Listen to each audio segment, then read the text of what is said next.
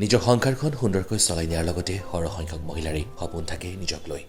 নিজাকৈ কিবা এটা কৰাৰ আত্মসংস্থাপনৰ বাট এটা বিচাৰি পোৱাৰ কিন্তু এই ক্ষেত্ৰত সদায় তেওঁলোকৰ সন্মুখত বাধাৰ প্ৰাচীৰ থিয় দিয়ে আৰ্থিক প্ৰতিকূলতাই পিছে আজিৰ মহিলা বহুখিনি সজাগ হ'ল তেওঁলোকে জানে যে তেওঁলোকক এই ক্ষেত্ৰত সহায় কৰিবলৈ আগুৱাই নিবলৈ আছে নিৰ্দিষ্ট কিছু অনুষ্ঠান প্ৰতিষ্ঠান আহকচোন আজি আপোনালোকক চিনাকি কৰাই দিওঁ কেইগৰাকীমান বিশেষ মহিলাৰ সৈতে এওঁলোক হৈছে পুহাৰীখনীয়া গাঁৱৰ বৃষ্টি নামৰ গোটটিৰ সদস্যা শুনক কিদৰে তেওঁলোকে এই গোটটিৰ সৈতে জড়িত হ'ল গোটটো কিদৰে আৰম্ভ হ'ল আৰু কিদৰে তেওঁলোকে নিজৰ সপোন কৰিলে বাস্তৱ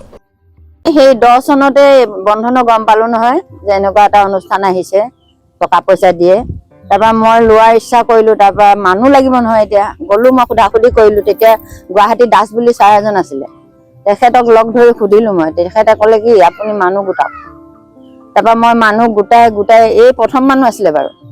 ইহঁতক খুব খাতি কৰি মই বন্ধন গোটটো বনালো 10 গৰাকী মানুহে বনাই মেলি আমি ললো পইচাটো লোৱাৰ পিছত এতিয়া ছাৰে মোক কৈছে কি আপুনি প্ৰতি সপ্তাহত দুজনীকে মানুহ সুমিয়াব লাগিব মই গোটেই সপ্তাহটো দৌৰি ফুৰো দৌৰি তাৰপৰা মই যেতিয়া 30 গৰাকী হ'ল 30 গৰাকীৰ পিছত মানে মই মানুহ বিচাৰিব লগা নহ'ল তাৰপিছত মোৰ ওচৰলৈ 90 গৰাকী মানুহ আহিলে মই তেতিয়া 3টা গোট ছাৰে ক'লে আপুনি 3টা গোট বনাওক আমি বেছিকে 30 গৰাকীৰ পৰা বেছি ল'ব নোৱাৰো 3টা গোট বনাই দিলো তাৰ পিছৰ পৰা মই অকমান ঢিলা হৈ গ'ল আৰু মানে আৰ্থিকভাৱে মানে কেনে লাভৱান হ'ল লাভৱান মানে হ'লো আৰু বহুতখিনি হ'লো দোকান দিলো বিজনেছ কৰিলো মোৰ ভাগৰখিনি কৈছো মই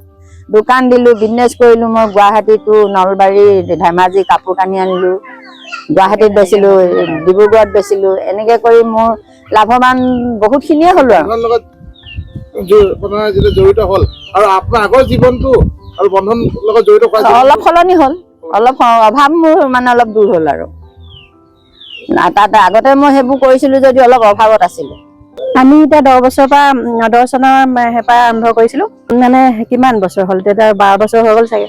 আগৰ আপোনাৰ জীৱনটো বন্ধনৰ লগত জড়িত হোৱাৰ পিছত জীৱনটো বহুত ভাল হ'ল প্ৰথমতে মই 10,000 টকা লৈ পিনে এখন ঠেলা আৰম্ভ বনাইছিলো 5,000 দি মানে গোটেই মানে ঠেলাখনতে মই গোটেই 10,000 টকাটো হেৰি কৰিলো মানে ধাৰ পৰিশোধ কৰিলো তাৰ পাছত আৰু মোৰ সেই 10,000 পাই মানে মই মানে 1 বছৰ মানে পাৰ হৈও মই ঠেলাখনৰ পৰা মানে বহুত কমখিনি ইনকম হ'ল তাৰ পিছত 1 বছৰ পাৰ হোৱাৰ পিছত আকৌ মই ললো 15,000 তেনেকে মানে ইটোৰ পিছত সিটো মানে লৈ বস্তু লৈ আছো আৰু পাৰিলো সেই ঠেলাখনত যোৱাৰ পিছত আকৌ মই বেলেগ বস্তু এটা ললো তেনেকে মানে মই আগবাঢ়ি গৈ আছো আৰু আপুনি এই বন্ধন বেংকত যেতিয়া আপুনি তালৈ যায় তাত গৈ পেলাই আপোনাৰ লোনৰ কাৰণে যেতিয়া এপ্লাই কৰে তাত কি ডকুমেণ্ট দিবলগীয়া হয় আমি আধাৰ কাৰ্ডত তেতিয়া নাছিলে তেতিয়া আৰু ভোটাৰ আছিলে পান কাৰ্ড আছিলে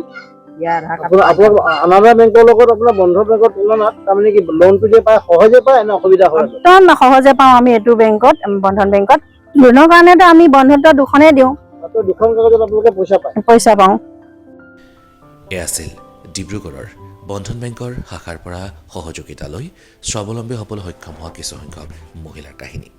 অঞ্চলটোত এনে মহিলা আৰু যথেষ্ট সংখ্যক আছে যিসকলে আজিৰ তাৰিখত সুন্দৰভাৱে চলাই নিছে তেওঁলোকৰ ঘৰ পৰিয়াল চলাই নিছে তেওঁলোকৰ কাম কাজো পৰৱৰ্তী খণ্ডত আমি আপোনালোকক পৰিচয় কৰাই দিম ৰাজ্যৰ আন কোনো প্ৰান্তৰ এনে কিছু বিশেষ ব্যক্তিৰ সৈতে তেতিয়ালৈ চাই থাকিব অসম বাৰ্তা নমস্কাৰ